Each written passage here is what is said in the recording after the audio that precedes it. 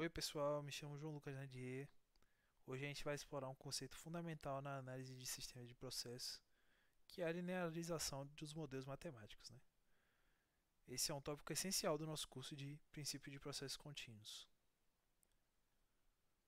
Bom, nossa apresentação está dividida em algumas partes-chave, né? A gente vai começar com a definição e a motivação por trás da linearização. Depois a gente vai ver as ferramentas matemáticas que nos permitem fazer isso. E por fim, um exemplo prático que eu trouxe para consolidar o nosso conhecimento. Bom, primeiramente, o que é a linearização, né? A ideia central é bem intuitiva na realidade. Imagine que a gente tem um sistema que o comportamento é descrito por uma função complexa, uma curva, por exemplo. Analisar essa curva pode ser muito difícil. A linearização é a técnica de aproximar essa curva por uma reta, especificadamente uma reta tangente em um ponto de interesse. Essa reta é um modelo linear, que é uma representação muito simples e fácil de trabalhar. Bom, um sistema não linear, que eu chamei de A curva, representa a dinâmica real e complexa do sistema. Matematicamente, é descrito por uma equação diferencial geral, que a gente lê como derivada de x de t em relação a t é igual a uma função f de x, o it. Já o sistema linear, ou a reta tangente, é essa nossa aproximação simplificada. É importante lembrar que ela só é válida perto do ponto em que foi criada. Sua forma matemática é a derivada de x barra de t em relação a t é igual a x barra de t mais b vezes u barra de t. Nos próximos slides que eu vou mostrar, vocês vão entender o que são essas barras sobre as letras e como a gente chega nessas matrizes A e B. Bom, para a gente fazer a linearização, nós temos duas ferramentas matemáticas principais. A primeira ferramenta são as variáveis de desvio, né? Vocês têm que pensar nelas como se fosse uma forma de medir o quão longe o nosso sistema está de um ponto de operação estável, que nós vamos chamar de ponto de equilíbrio. Como a fórmula mostra, a variável de desvio, que representamos com uma barra em cima da letra, é simplesmente o valor atual da variável, menos o seu valor no ponto de equilíbrio. X barra é igual a x menos x de referência e U barra igual a U menos U de referência. Segunda ferramenta, e a mais importante no nosso caso, vai ser a expansão em série de Taylor. Ela é a receita matemática, digamos assim, que nos permite criar a aproximação linear. Para uma função de uma variável, a lógica é a seguinte: o valor da função perto de um ponto de referência é aproximadamente igual ao valor da função no ponto de referência mais um termo de correção. Esse termo vai ser a inclinação da reta naquele ponto multiplicada pela distância até o ponto. F de x é aproximadamente igual a f de x de referência mais a derivada de f em relação a x avaliada no ponto de referência vezes x menos x de referência.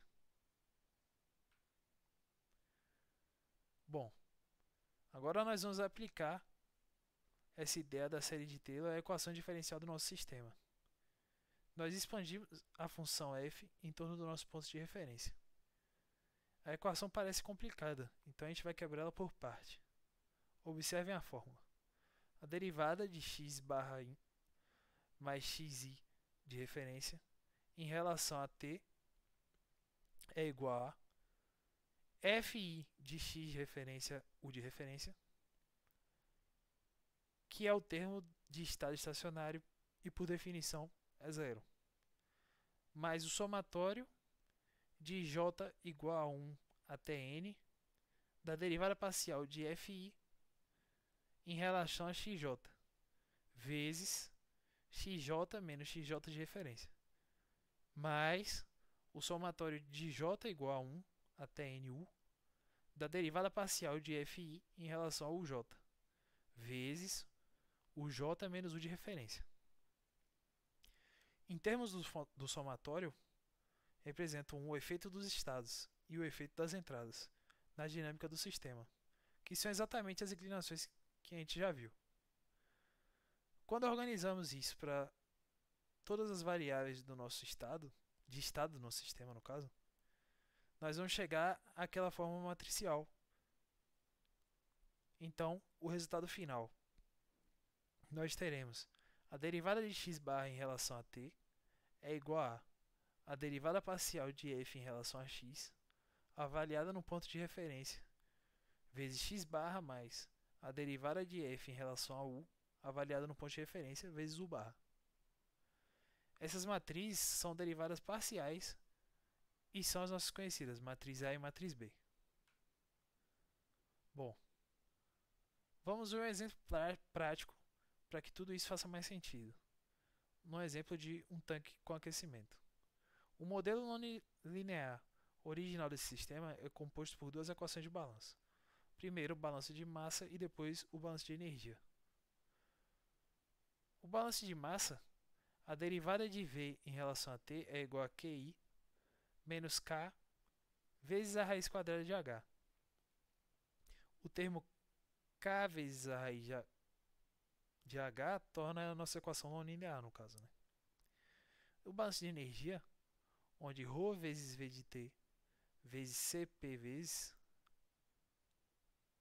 a derivada de T maiúsculo em relação a T minúsculo, no caso, é igual a ρ vezes QI vezes Cp vezes TI menos T, mais ρ C vezes QC vezes lambda C de TC. Aqui, o produto das variáveis V de T e a derivada de T, que mudam com o tempo, também representam uma não linearidade. Para linearizar esse sistema, nós aplicaríamos a série de Taylor em ambas as equações. Por que a gente vai ter todo esse trabalho para linearizar? Né?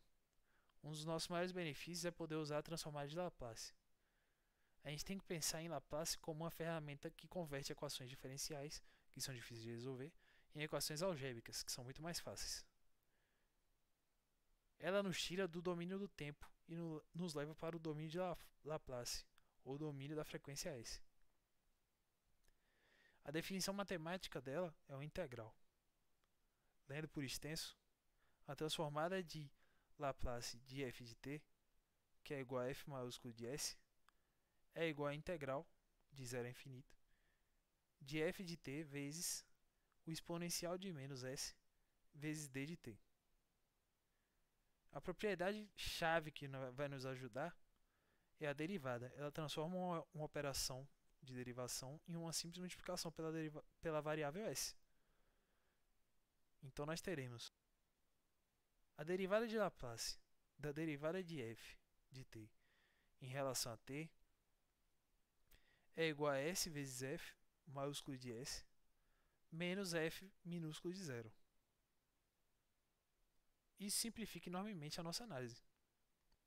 Bom, uma vez no domínio de Laplace, nós podemos definir a função de transferência, que eu gosto de chamar de RG do nosso sistema.